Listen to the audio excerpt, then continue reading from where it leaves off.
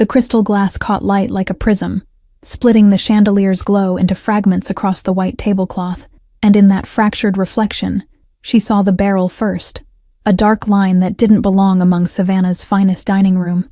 Her hand steadied the silver tray she carried, muscle memory keeping champagne flutes from trembling while her pulse hammered against her throat. The Mafia boss sat at table 7, the corner position he always requested, his charcoal suit absorbing shadows, while his presence commanded the room without effort. She'd served him twice before, knew he preferred his wine at precisely 60 degrees, that he never touched bread, that his security detail rotated, but his isolation remained constant. Tonight something felt different. The air held weight it shouldn't. Conversations around him seemed scripted, and the man by the bar had checked his watch 4 times in 3 minutes. She moved between tables with practiced grace, her white apron crisp against black fabric, her mind racing through possibilities that all ended badly. The shooter's position revealed itself in angles. Second-floor window across the street, partially obscured by velvet curtains in the private dining area. A sightline that terminated exactly where the boss lifted his fork. Her training had been different, learned in foster homes where reading danger meant survival, where predicting violence kept you breathing. She adjusted her approach, taking the long route past the wine cellar entrance, her shoes silent against Italian marble that cost more than she'd earn in 5 years. The tray balanced on her left palm, freeing her right hand to smooth her hair, a gesture that looked nervous, but positioned her body as a potential obstacle. His security noticed her trajectory change. She felt their attention like heat across her shoulders, knew they were calculating threat levels, deciding if a waitress merited concern. The boss himself hadn't looked up, his attention fixed on the man across from him, someone in an expensive suit whose smile never reached his eyes. She reached table 7 as he lifted the fork, veal marsala steaming beneath restaurant lighting that transformed everything into theater. Her voice dropped to a whisper that only he could hear, each word chosen for brevity and impact, the kind of directness that shattered protocol. "If you look, he'll shoot." The fork fell. It struck porcelain with a sound that seemed to freeze the entire room, a tiny collision that carried disproportionate weight in the careful acoustics of wealth and power. The boss's hand remained suspended where the utensil had been, his expression unchanged except for the infinitesimal tightening around his eyes.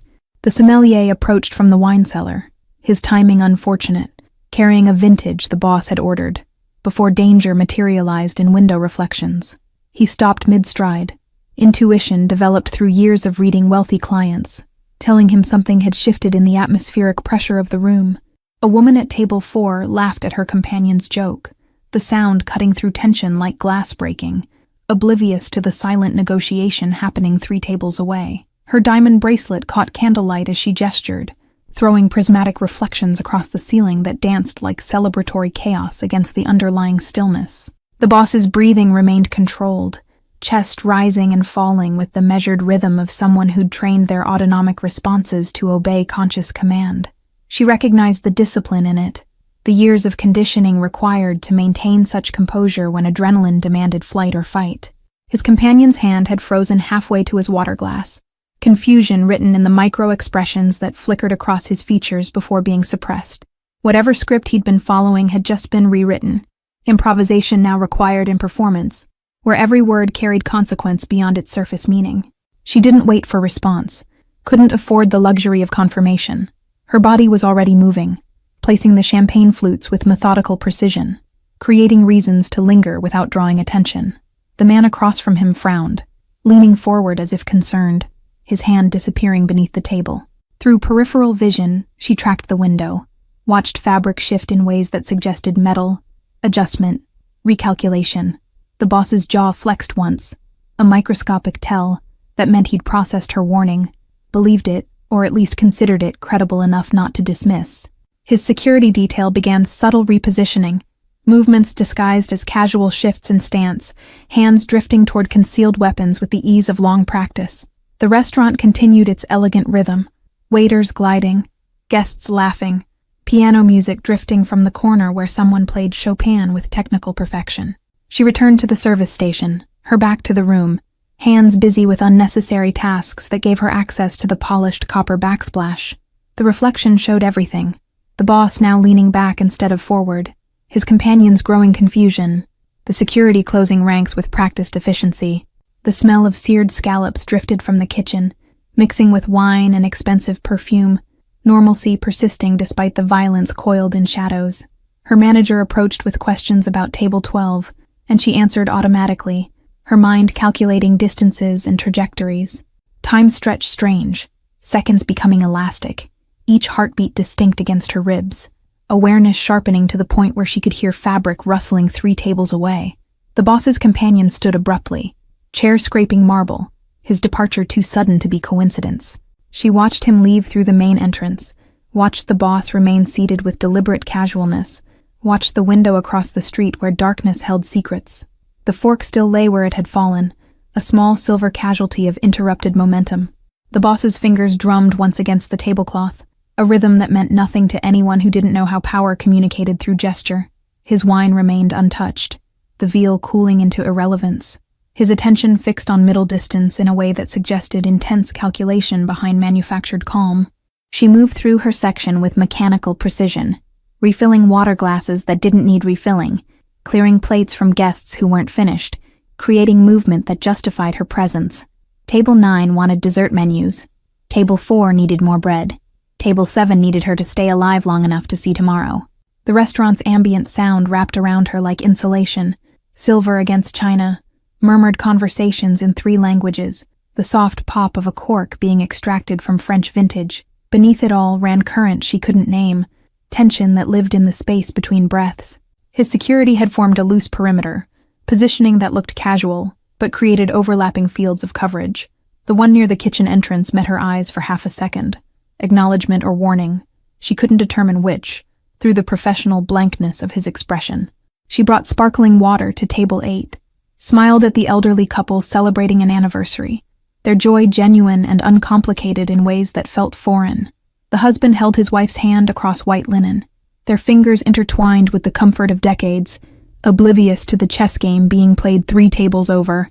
The kitchen doors swung with rhythmic precision as courses emerged for tables throughout her section. Each plate, a composition of protein and vegetables arranged with the chef's signature style. The normalcy of dinner service persisted, like theater continuing despite backstage crisis, everyone performing assigned roles while aware that something fundamental had shifted. A guest at table 6 sent back his steak, claiming it was overcooked, despite appearing perfectly medium rare, his complaint feeling like static interference in the evening's careful frequency. She handled the situation with trained diplomacy, her voice soothing while her attention remained divided, processing his dissatisfaction while tracking the boss's security through peripheral awareness. The sommelier finally reached table 7, presenting the vintage with ceremony that felt absurd given the context, describing terroir and vintage characteristics to a man whose concern lay with survival, rather than grape varietals. The boss accepted the wine with minimal acknowledgement, the ritual completed more from habit than interest. She noticed the piano player had begun repeating songs from earlier in the evening, his repertoire cycling back on itself as if time had become circular. The same Debussy piece that had played during the fork's fall now returned, creating strange symmetry that felt either coincidental or cosmically ironic, soundtrack looping while events spiraled toward resolution she couldn't predict. The boss lifted his wine finally, a movement that seemed to signal something to the men positioned around the room. They relaxed fractionally, though their eyes never stopped scanning, never ceased their methodical assessment of threats both visible and potential. Through the window, Savannah's historic district displayed itself in gaslight and shadow, tourists walking cobblestone streets where Spanish moss hung from oak trees like nature's conspiracy. The building across the street showed no movement now, its windows reflecting street lamps back at the restaurant. A waiter she knew from training dropped a tray in the kitchen, the crash audible even through insulated doors, the sound making 2 security members pivot toward the source before recognizing it as accident rather than attack. Their hypervigilance had infected the space, transforming every unexpected noise into potential threat assessment. The elderly couple from table 8 departed, the husband helping his wife into her coat with tenderness that spoke of decades together. They walked past the boss's table without awareness, their evening's romance untouched by the violence coiled 3 feet away, existing in parallel universe where danger remained abstract concept rather than immediate presence. She noticed the bartender had positioned himself with clear view of both entrances, his usual casual stance replaced by alertness that suggested either training or instruction. His hand rested near where they kept the phone for emergency services, ready, but not committed, waiting for signals she couldn't interpret. The restaurant's ambient temperature had dropped 2 degrees, the thermostat responding to evening cooling, but the chill felt symbolic rather than meteorological. Guests pulled jackets tighter, ordered hot coffee instead of dessert wine, responding to atmospheric shift they couldn't consciously identify, but sensed in their molecular structure. She wondered if the shooter was still there, waiting with patience born of professional discipline, or if her warning had disrupted plans enough to trigger abort protocols. The not knowing sat heavy in her stomach, mixing with the adrenaline that made her hands want to shake. Her manager appeared at her elbow with concerns about timing, about table turnover, about maintaining the establishment's reputation for impeccable service. She nodded at appropriate moments, her face arranged into expressions of attentiveness, while her awareness remained fixed elsewhere. The boss ordered coffee, his voice carrying the subtle rasp of someone who'd learned English as a second language but mastered it completely. She took the request to the service bar, where steam hissed from the espresso machine, and the barista worked with the focused precision of an artist. When she returned with the demi-tasse, he didn't acknowledge her presence beyond the slight inclination of his head that might have been gratitude or dismissal. His phone lay face down beside his plate, screen dark, but she'd seen it light up 3 times in the last 5 minutes. The security detail's positions had shifted again, creating new angles of coverage, responding to intelligence she couldn't access. One of them spoke into his collar, words too quiet to distinguish, his face betraying nothing of the conversation's content. She collected empty glasses from a nearby table, her movements bringing her close enough to see the boss's hands. No rings, no watch, no adornment except the faint scar that ran across his left knuckles. His nails were immaculate, manicured but not ostentatious, the hands of someone who could sign death warrants and still appear civilized. The piano player transitioned from Chopin to Debussy, the music shifting like the emotional temperature of the room itself, becoming something more contemplative. Guests began requesting checks, the dinner service moving into its final phase, the restaurant preparing for the transition to late-night drinks and dessert. She wondered how long they would wait, how long the standoff could persist under the guise of normalcy, how many people in the room sensed the undercurrent beneath polished surfaces. The elderly couple left with satisfied smiles, the husband tipping generously, their anniversary celebration unmarred by invisible violence. His coffee remained untouched, growing cold in the cup, the cream forming patterns on the surface that reminded her of clouds before storms. The boss's attention had shifted to the entrance, watching each arrival and departure with the focused intensity of someone expecting specific company. Time continued its strange elasticity, minutes feeling like hours. Awareness heightened to the point where she could sense the exact moment his decision crystallized into action. He stood with fluid grace, his security immediately alert, hands moving toward weapons with practiced readiness. The boss's movement triggered calculated response, his security closed formation, creating a human barrier that looked casual, but functioned with military precision, bodies positioned to intercept threats from multiple vectors. He walked toward the restroom corridor, his pace unhurried, each step deliberate in its refusal to suggest urgency.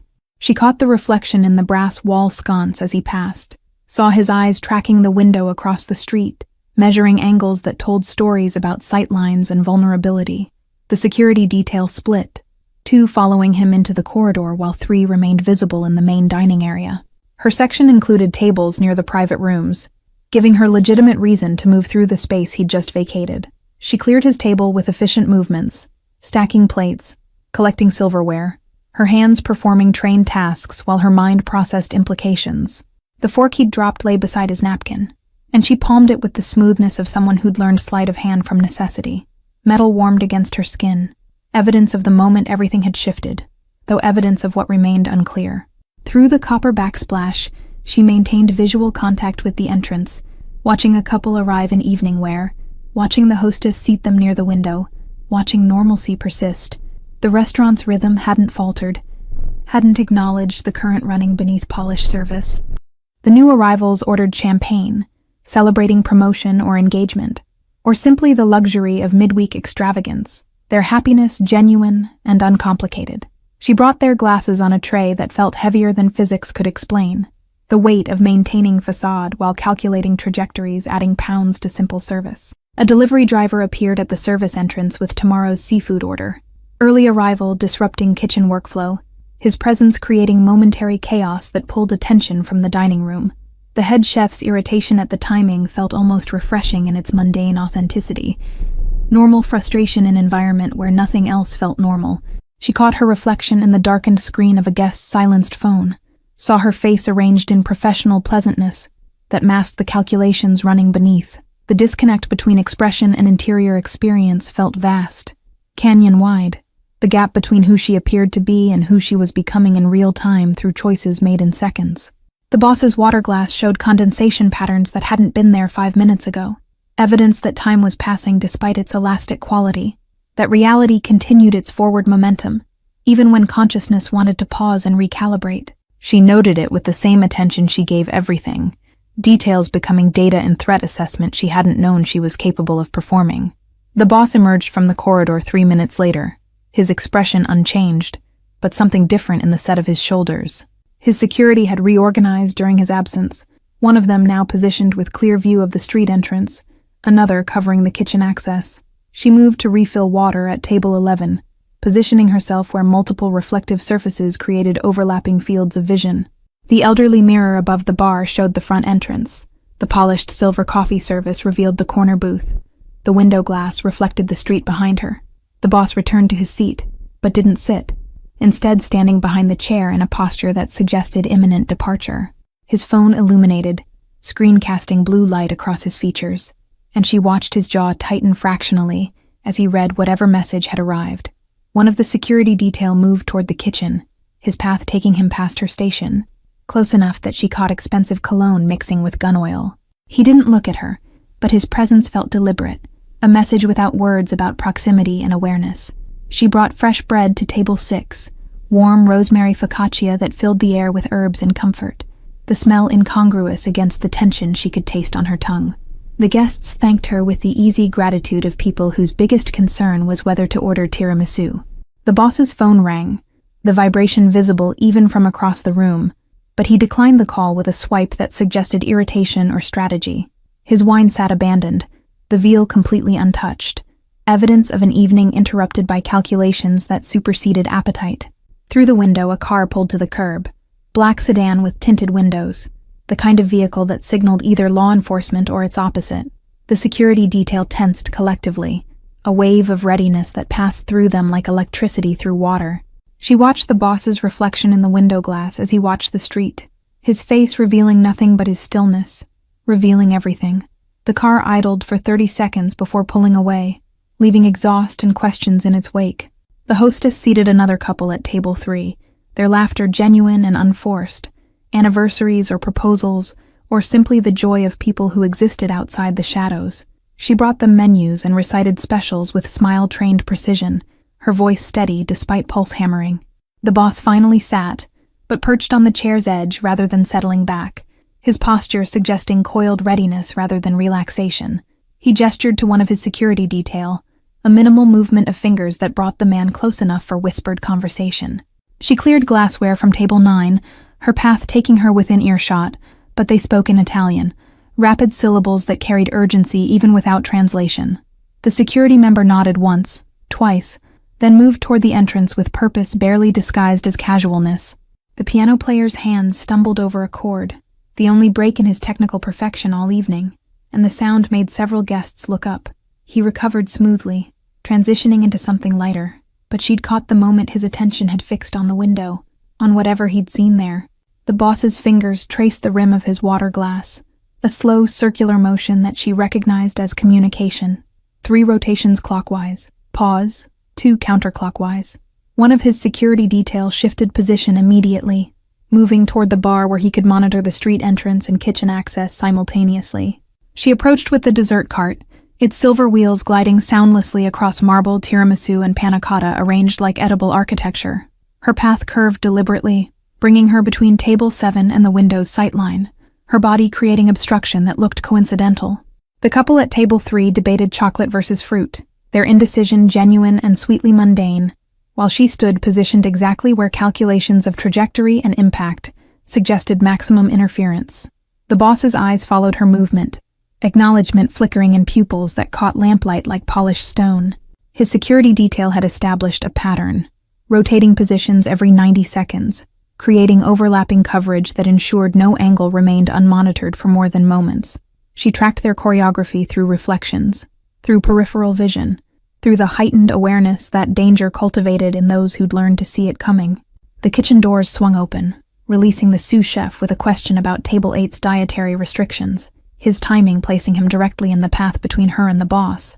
She answered while watching shadows shift across the ceiling, cast by headlights from the street below. A waiter she didn't recognize appeared near the wine cellar, his uniform impeccable, but his movements carrying the controlled precision of someone trained beyond hospitality service. He began wiping down an already spotless table, his position creating another barrier in the invisible geometry of protection. The boss lifted his phone, appeared to scroll through messages, but his thumb remained motionless on the screen. Performance rather than engagement. His jawline caught light from the candles, throwing the scar tissue near his ear into sharp relief, old violence written in skin. She moved to clear table 12, stacking dishes with the rhythmic efficiency of muscle memory, her hands steady despite the current of adrenaline that made her want to run. The guests complimented the sea base, asked about tomorrow's brunch menu, their concerns existing in a different universe from hers. Through the brass rail surrounding the service station, she caught fragmented views of the street, pedestrians passing, a couple stopping to photograph the restaurant's facade, a cyclist weaving through evening traffic. Nothing obvious, everything potentially significant. The boss stood again, this time moving toward the window with deliberate slowness, each step a calculation of exposure versus information gathering. His security tensed collectively, hands hovering near concealed weapons, ready to transform from hospitality into violence in seconds. She intercepted him with coffee service, the pot warm in her hands, her approach angled to place her body between him and the glass. Their eyes met for the first time since the fork had fallen, and in that exchange passed understanding that transcended language. She would continue blocking sightlines. He would allow it. He accepted coffee he wouldn't drink, the transaction providing reason for proximity, for her to remain standing where trajectory became complicated. Steam rose between them, carrying the bitter richness of Brazilian dark roast, creating momentary obscurement in the space where clarity meant vulnerability. The security detail adjusted again, one moving to the restroom corridor, another positioning near the hostess stand, creating a web of coverage that appeared random to anyone not trained to see patterns. The restaurant's other guests remained oblivious, their evenings progressing through courses and conversation. A busboy approached with water pitcher, his path carefully orchestrated to provide additional human obstacles between the boss and external threat. The staff had been integrated into security without explicit instruction, their training sufficient to recognize when service became survival strategy. The boss returned to his table, but remained standing, his hand resting on the chair, back in posture that suggested consideration of departure. His phone buzzed again, the vibration audible in the moment between piano notes, and this time he answered with single-word response in Italian that sounded like confirmation. She brought fresh linens to an empty table, her movements creating reasons to maintain presence in the critical zone between window and target. The fabric snapped once as she spread it, the sound sharp enough to make two security members turn, hands moving instinctively before recognition settled. The hostess seated a solo diner near the entrance, a woman in business attire who ordered sparkling water and opened a laptop, her presence either innocent or elaborate cover. The security detail tracked her with the focused attention of professionals who assumed threat until proven otherwise. The boss's companion from earlier returned, the man whose smile never reached his eyes, entering through the main door with hands visible and empty. He approached table 7 with careful casualness, aware of the scrutiny trained upon him, stopping at respectful distance to await invitation. She watched the interaction through the polished surface of a serving tray, saw the boss gesture toward an empty chair, saw the companion sit with the stiffness of someone conscious of being evaluated. Their conversation resumed in voices too low to distinguish, heads bent toward each other in the universal posture of conspiracy or confidence. The window across the street remained dark, its secrets kept behind glass that reflected street lamps back at the restaurant, creating mirror rather than transparency. She wondered if the shooter was gone, or simply patient, if the threat had dissipated, or merely recalculated its approach to changed circumstances. The boss's companion produced an envelope from his jacket, its bulk suggesting documents rather than currency, and slid it across white linen with movements that tried too hard to appear casual. The boss didn't touch it immediately, his attention fixed on the man's face in assessment that stripped away pretense like acid-dissolving paint. She refilled water glasses at table 14, her angle providing clear view of the envelope while appearing focused elsewhere, her training in observation predating her employment by years. The paper was expensive, cream-colored with a watermark she couldn't distinguish from this distance, sealed with red wax that spoke of either tradition or theater. One of the security detail moved closer, his path taking him past the dessert station, where he paused to examine the tiramisu with studied interest that fooled no one. His position allowed him direct line of sight to the envelope, to the companion's hands, to the boss's reactions measured in micro-expressions. The companion spoke urgently now, words tumbling over each other in Italian cadence that carried pleading beneath the professional veneer.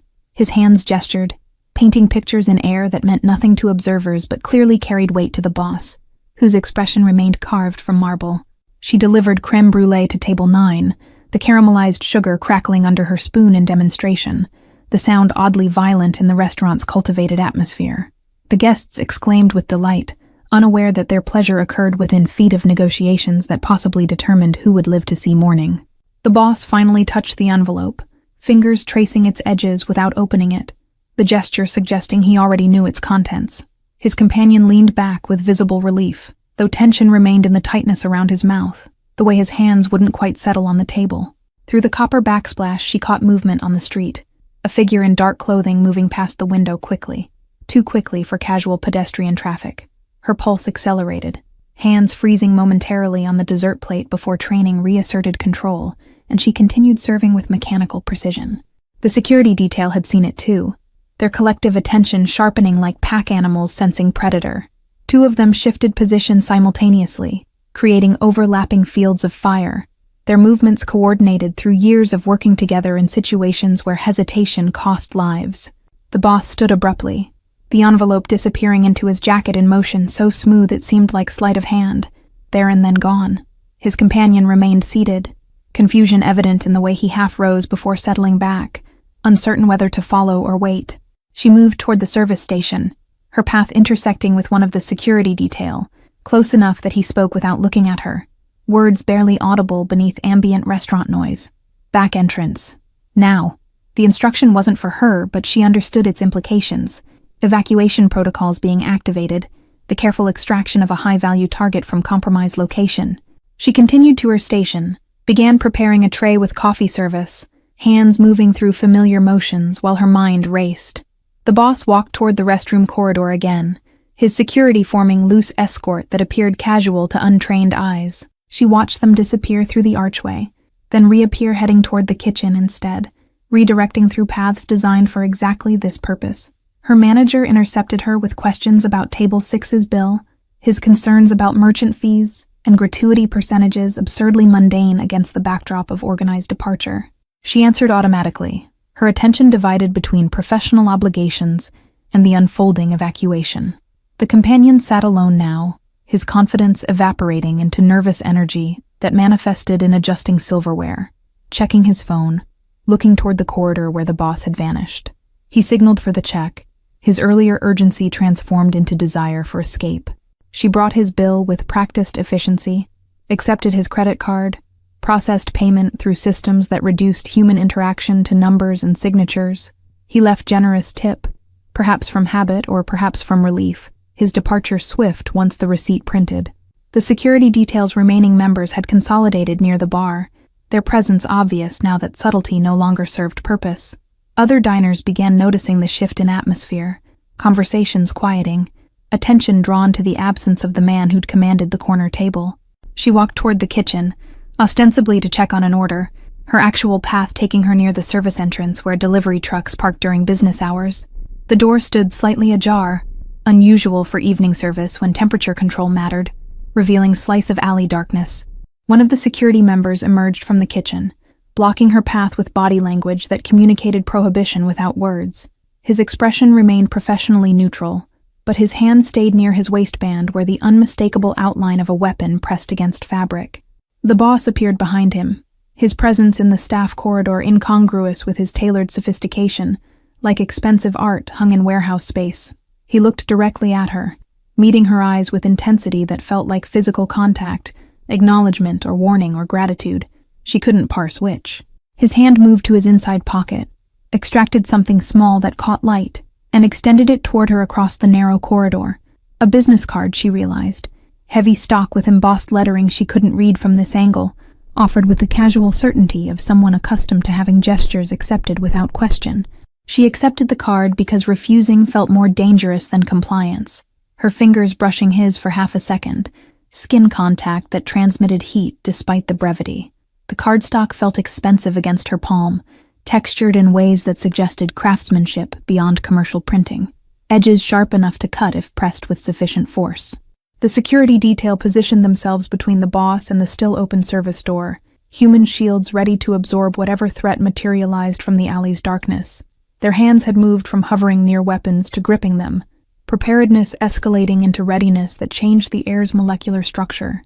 She slipped the card into her apron pocket without examining it, the weight settling against her hip like promise or threat, or both simultaneously. The boss nodded once, minimal movement that dismissed her while simultaneously binding her to whatever unspoken agreement the exchange represented. He moved toward the service door, his security flowing around him like water around stone, their formation practiced enough to appear choreographed. She watched them exit into the alley, watched the door close with pneumatic hiss, watched normalcy attempt to reassert itself in their absence. The kitchen staff continued their evening rhythm, oblivious to the drama that had unfolded meters from where they plated duck confit and seared scallops. The sous chef called for more garnish. A line cook cursed dropped tongs. Steam billowed from industrial dishwashers in clouds that smelled of chemicals and heat. She returned to the dining room where her section required attention, where guests expected service unmarred by whatever tensions existed behind polished facades. Table 11 wanted recommendations for after-dinner drinks. Table 9 needed boxes for leftover pasta. Table 7 sat empty with abandoned coffee growing cold. Her manager appeared with concerns about the departed guest's satisfaction, about whether anything had been wrong with the meal. His anxieties focused on Yelp reviews and repeat business. She assured him everything had been fine, the lie smooth from years of practice, her face arranged into expressions of professional concern. The window across the street remained dark, its threat either neutralized or simply waiting, patience being virtue or vice depending on which side of violence you occupied. She cleared table 7 methodically, gathering the untouched veal, the cold coffee, the evidence of an evening interrupted by warnings whispered across white linen. The fork she'd palmed earlier pressed against her hip beside the business card, metal warming to body temperature, 2 objects that represented the moment everything had changed. She wondered if she'd be allowed to keep wondering, or if consequences would arrive with the inevitability of debt collection.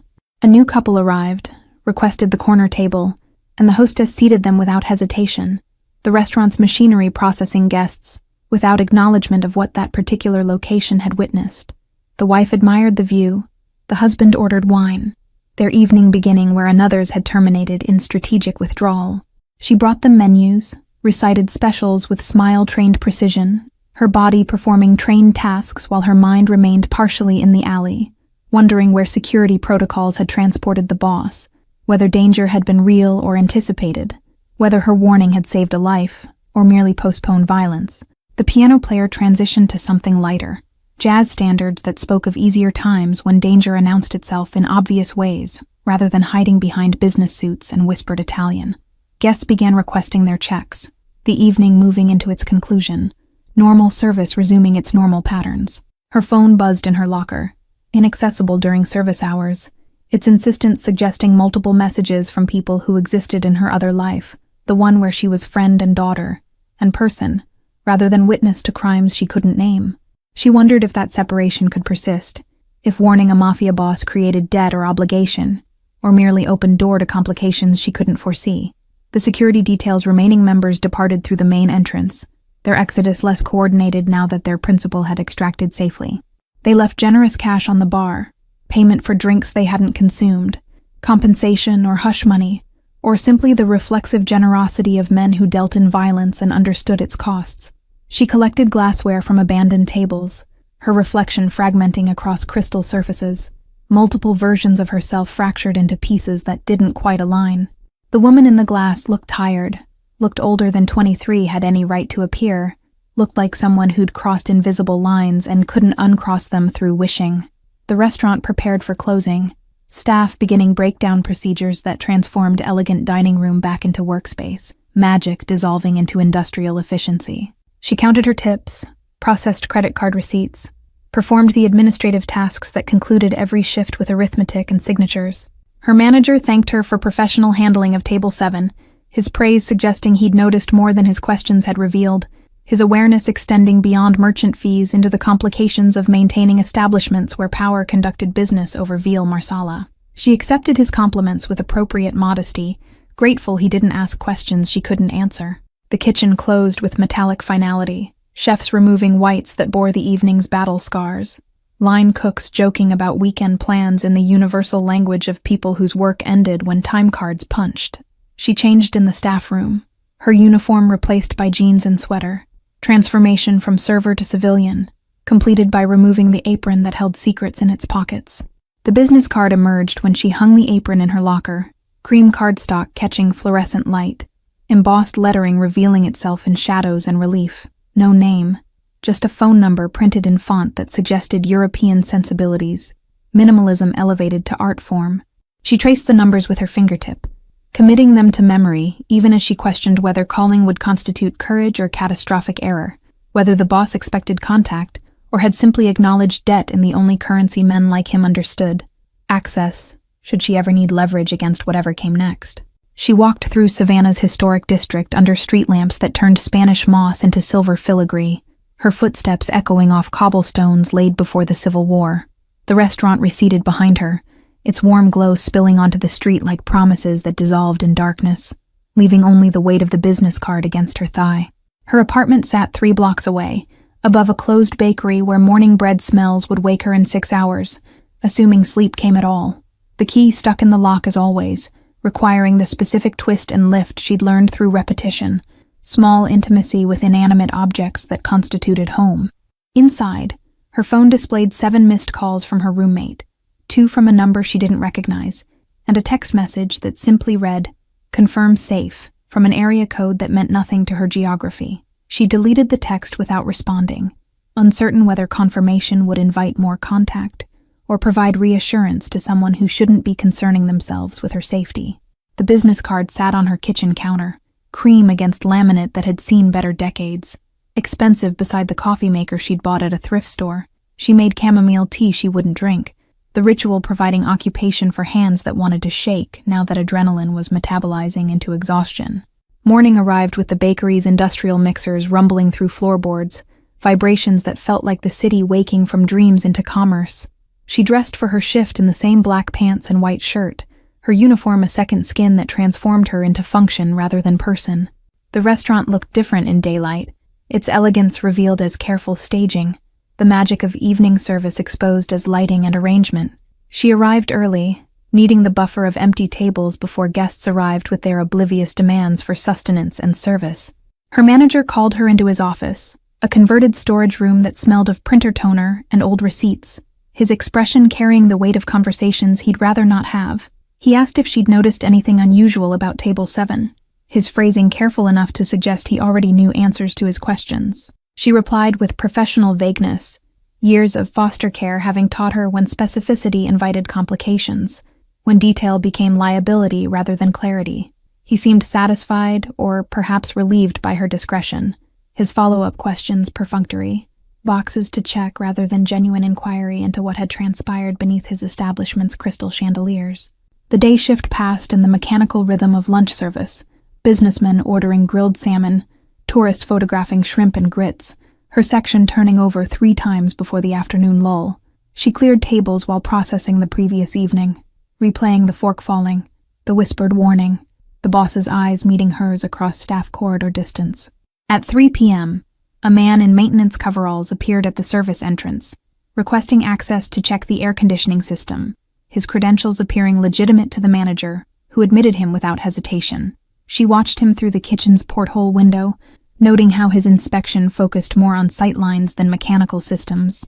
He departed 20 minutes later with tools he hadn't used, nodding to her in passing with the blank professionalism of someone performing a role. The restaurant's temperature hadn't changed, but she understood with certainty that assessment had occurred, evaluation completed. her involvement in the previous evening's events having triggered scrutiny she couldn't avoid or appeal. Her shift ended at 4, the gap between lunch and dinner service releasing her into afternoon sunlight that felt too bright after the restaurant's controlled ambiance. She walked toward the river, needing distance from watchful eyes, craving the anonymity that water and tourists provided in equal measure. The card remained in her pocket, its presence constant reminder of connections forged through warning rather than introduction, of debts that flowed in directions she couldn't map. She wondered if the boss had extracted successfully, if the threat had been neutralized or merely postponed, if her intervention had altered trajectories or simply delayed inevitable collision. A text message arrived from the unknown number, 3 words that carried weight beyond their brevity. Dinner. Tonight. Benoit's. The presumption in the message irritated her, the assumption she would comply with summons from stranger who knew her number, despite her never having provided it. She typed refusal, deleted it, typed again, deleted again, the conversation with herself revealing the truth that declining invitation from men who commanded security details rarely ended well for those who declined.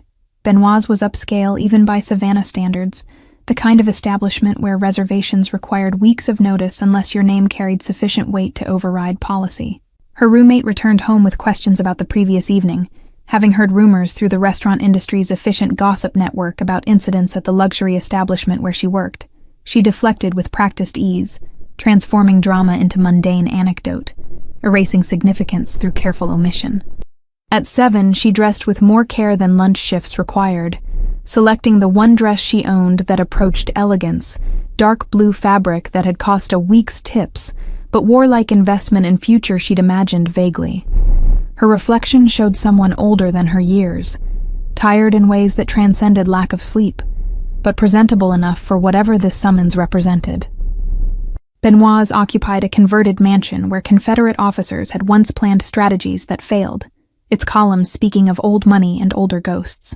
The hostess greeted her with deference that suggested her arrival had been anticipated, expected, prepared for with the efficiency of establishments, where power conducted its business over white tablecloths. She was led to a private dining room on the 2nd floor, its windows overlooking the river, where container ships passed with the patient inevitability of commerce. The boss sat at a table set for 2, his suit different, but his presence unchanged, command existing in posture rather than costume. He stood when she entered, gesture from era when manners mattered, or perhaps from culture where respect was currency in economies of violence and obligation. She sat across from him, noting the security detail positioned discreetly near the door, near the window, creating the invisible perimeter she'd learned to recognize. The wine arrived unbidden, poured by sommelier, who disappeared with the practiced invisibility of those who served power without witnessing it. The boss lifted his glass in toast that required no words, acknowledgement passing between them in gesture older than language, gratitude or threat or simply recognition of what had transpired. He spoke finally, his English carrying the careful precision of someone who'd mastered it through necessity rather than nativity, asking her name with the formality of someone acknowledging they'd conducted business without proper introduction. She provided it, the syllables feeling strange spoken in this context, her identity somehow different when acknowledged by someone whose fork she'd watched fall. The conversation that followed surprised her with its normalcy, questions about her background that felt like genuine curiosity rather than interrogation, his attention focused in ways that suggested actual interest rather than performed engagement. She answered with careful honesty, editing violence and instability from her history, while maintaining enough truth to avoid the brittleness of complete fabrication. Dinner arrived in courses that testified to the chef's skill, each plate a composition of flavor and presentation that transcended mere sustenance. They ate in comfortable silence, occasionally punctuated by observations that revealed the boss's intelligence extended beyond organizational violence into appreciation for art and food and the small graces that made existence bearable. He explained, finally, what had happened after the service door closed, his words painting pictures of extraction through alley systems designed for exactly such purposes, of the shooter found unconscious in the window across the street, of betrayal originating closer than external threat. His companion from dinner, the man with the envelope, had arranged the attempt, motivated by ambitions that exceeded his capability to execute them successfully. She listened while processing implications, understanding that her warning had intercepted not random violence, but calculated removal, coup disguised as assassination, power struggle playing out across restaurant tables and through rifle scopes. The boss watched her face as he spoke, measuring her reactions, evaluating whether she comprehended the full dimensions of what she'd disrupted. The attempted hit had been neutralized with efficiency she didn't want to imagine in detail, the shooter's unconsciousness having preceded, rather than followed, the boss's extraction. His security had been aware, had been testing loyalty within the organization, had used the dinner as stage for revealing conspirators who'd thought themselves clever enough to orchestrate change without consequence. Her warning, he explained, had been unnecessary from tactical perspective, but critical from different dimension. It had revealed her character, demonstrated the instinct to protect rather than exploit, shown him something about her nature that intelligence reports couldn't capture. She felt simultaneously relieved and disturbed by the revelation, unsure whether her irrelevance to his actual safety made her more or less vulnerable. He asked why she'd warned him, his question carrying genuine curiosity beneath its simple construction, and she found herself answering with honesty that surprised her. She'd seen too much violence in her life to allow more when prevention cost nothing but whisper, had learned that standing by while bad things happened corrupted something essential, that complicity through silence damaged in ways that participation didn't. The boss absorbed her answer with the stillness of someone accustomed to weighing words for truth content, his expression revealing nothing but his attention, suggesting he heard more than she'd intended to communicate. He nodded, finally, as if her response had confirmed hypothesis. He'd been testing, validating assessment that had prompted this dinner invitation. He offered her position then, the proposal emerging with the casualness of someone who expected acceptance. Role in his organization that would utilize her observational skills while compensating her beyond anything restaurant service could provide. The offer hung between them like smoke, substantial enough to see but impossible to grasp without committing to its reality. She declined with the same careful honesty that had characterized their conversation, explaining that her life already contained sufficient complications, that crossing from witness to participant would transform her into someone she'd worked years to avoid becoming. His reaction surprised her, respect flickering across features that had remained largely impassive, approval for boundary setting that most people in his world had forgotten how to recognize. He accepted her refusal without argument or pressure, his response suggesting the offer had been genuine rather than strategic, opportunity extended rather than obligation imposed. Instead, he promised protection, discreet, invisible, but absolute, against any fallout from the previous evening's events, insurance that her involvement wouldn't make her target for those seeking to settle scores or eliminate witnesses. She asked what he wanted in return, suspicion born from years of learning that generosity always carried price tags hidden in small print. His answer came with the faint suggestion of smile, the first break in his carefully maintained composure, telling her that debt was already paid, that saving his life, even unnecessarily, had earned equity in economies where currency was measured in obligation and blood. The evening concluded with exchange of phone numbers, his personal line this time rather than the business card's ambiguous access point, connection established through choice rather than necessity. He walked her to the entrance where a car waited, black sedan with driver who maintained the professional invisibility of those who transported power without questioning its destination. She declined the ride, preferring the walk home through streets she knew, needing the transition between worlds that his proximity had blurred. He watched her depart with the same focused attention he'd maintained throughout dinner, security details shadowing her from distance she could sense but not quite identify. Her apartment felt different when she returned, as if occupation had occurred during her absence. Nothing moved, but everything somehow adjusted. The subtle rearrangement of objects on her dresser, the window lock engaged when she distinctly remembered leaving it undone, evidence of professionals conducting assessment that left no obvious traces. She checked her phone to find a deposit notification, amount sufficient to cover 3 months' rent arriving from account that listed only initials in the transfer description. The money felt like violation and relief simultaneously. Generosity that emphasized how thoroughly her privacy had been compromised by involvement in events she'd tried to prevent. Sleep came eventually, exhaustion overriding the low-grade anxiety that had hummed through her system since the fork had fallen. Her dreams populated themselves with fragments, crystal glasses, rifle barrels, the boss's eyes meeting hers across distances that felt both vast and intimate. Conversations conducted in the language of silence and implication. Morning brought the bakery's familiar vibrations, routine reasserting itself with the comfort of repetition, her life resuming patterns that predated her intersection with organized violence. She dressed for her shift, pinned her hair back, transformed herself into the professional mask that customers expected, and tipped accordingly. The restaurant felt normal during setup, morning staff joking about weekend plans while folding napkins into shapes that would last exactly long enough for guests to destroy them. Her manager greeted her without unusual concern, yesterday's interrogation apparently satisfied, his attention already focused on tonight's reservations and the perpetual challenge of balancing ambiance with efficiency. At noon, flowers arrived, 24 white roses in arrangement that spoke of expensive florist, rather than grocery store convenience. No card but the delivery person asking specifically for her by name. She accepted them with professional grace. While colleagues offered knowing smiles and questions about secret admirers, she deflected without answering.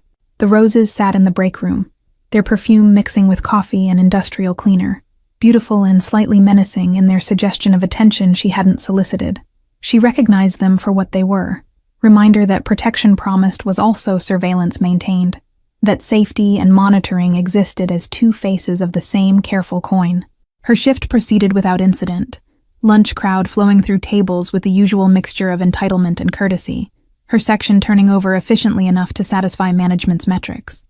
At 3 p.m., a regular customer asked if she'd heard about the incident in the building across the street, rumors of police investigation into trespassing, and weapons charges that had dominated local news briefly, before being suppressed through mechanisms she could guess, but not prove. She expressed appropriate surprise, manufactured concern over safety in their historic district, performed the role of uninvolved citizen, while understanding that the shooter's arrest had been arranged with same efficiency that had neutralized the broader threat.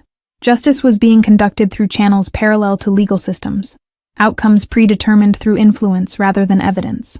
The afternoon lull gave her time to think, to process the previous 24 hours into narrative she could live with, editing out the parts that felt too heavy to carry, while acknowledging the fundamental truth that her life had shifted in ways she couldn't reverse through wishing. She'd become connected to power through warning whispered across white linen, transformed from witness to participant despite her best efforts to maintain boundaries. 3 weeks passed in the rhythm of normal service, her shifts blending into patterns that suggested nothing had changed. Surface normalcy maintained through her determination to return to life that predated intersection with violence. The roses had wilted and been discarded, their beauty temporary like most things in her experience, leaving only memory of their arrival and the implications they carried. But she noticed the differences when she trained herself to look. The man reading newspaper at the coffee shop across from her apartment, who appeared at different times, but always when she left for work. The car that seemed to follow her route home with coincidental precision. The sense of being watched that felt protective rather than predatory. The boss didn't contact her directly, respecting boundaries she'd established with unusual deference for someone accustomed to getting what he wanted. But his presence persisted in indirect ways, in the security she felt walking home late at night, in problems that resolved themselves before becoming serious, in the apartment application that was approved despite her marginal credit history. She caught glimpses of him occasionally, his car passing on Bull Street, his profile visible through restaurant windows when she walked past establishments where power conducted its business. Their eyes never met during these accidental encounters, both maintaining the fiction of separation, while acknowledging through careful distance that connection persisted beneath surface disconnection.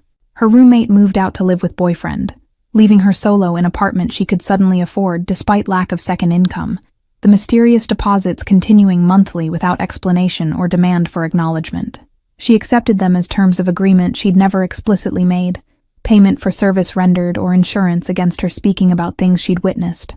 The restaurant promoted her to head server, increased responsibility coming with marginal increase in base pay, but significantly better sections. The kind of advancement that suggested quiet words spoken in management's ear, by someone whose suggestions carried weight beyond their obvious authority. She accepted the promotion with appropriate gratitude while understanding its true origin. On her day off, she walked to Forsyth Park, needing green space and distance from the historic district's careful preservation of past elegance. Children played on grass while tourists photographed the fountain, normalcy persisting in ways that made her own experience feel surreal, as if she'd imagined the evening that had divided her life into before and after. A man sat down on her bench, close enough to constitute clear intention rather than coincidental selection of public seating. He didn't introduce himself, but his presence carried familiar quality, the controlled awareness of professional security, his position on the bench creating barrier between her and the rest of the park. He spoke without looking at her, words delivered to the middle distance where fountain spray caught afternoon light. The situation had been fully resolved, he explained, internal matters addressed with finality that precluded future complications. Her involvement concluded except for the protection that would continue indefinitely as acknowledgement of debt that couldn't be repaid but could be honored.